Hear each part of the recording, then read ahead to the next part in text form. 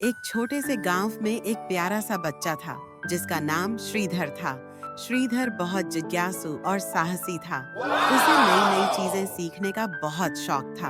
उसके पास एक प्यारा सा कुत्ता था जिसका नाम टॉमी था। टॉमी हमेशा श्रीधर के साथ रहता और दोनों मिलकर नए रोमांच की तलाश में निकलते थे।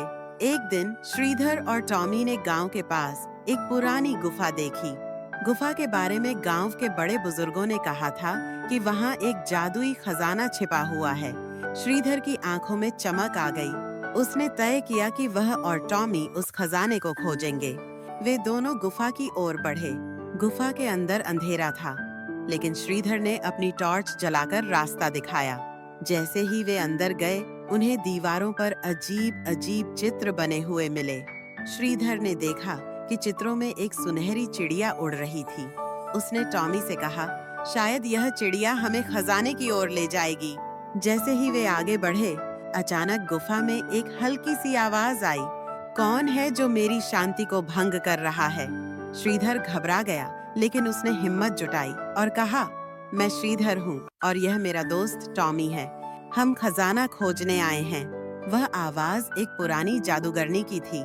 उसने कहा, यदि तुम खजाना पाना चाहते हो तो तुम्हें पहले मेरी पहेली हल करनी होगी। श्रीधर ने उत्सुकता से पूछा, क्या पहेली है? जादूगरनी ने कहा, मैं एक चिड़िया हूँ जो कभी नहीं उड़ती लेकिन हमेशा गाती है।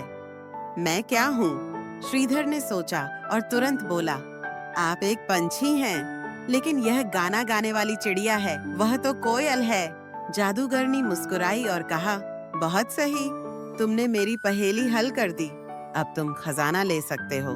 उसने एक चमकदार दरवाजा खोला जो खजाने के कमरे की ओर जाता था। श्रीधर और टॉमी ने दरवाजे के पार जाकर देखा कि वहां एक बड़ा बक्सा था।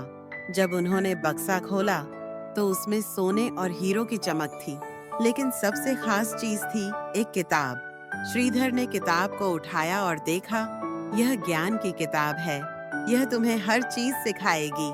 श्रीधर ने जादूगरनी का धन्यवाद किया और खजाना लेकर गांव लौट आया। उसने समझा कि असली खजाना धन नहीं बल्कि ज्ञान है। टॉमी हमेशा उसके साथ रहता। दोनों की दोस्ती और भी गहरी हो गई।